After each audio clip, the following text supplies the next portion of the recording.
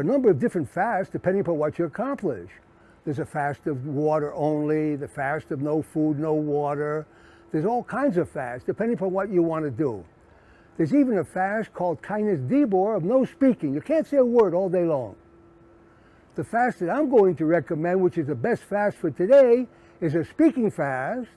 But on this fast, the more you speak, the better. On one condition, you only say nice things about each other.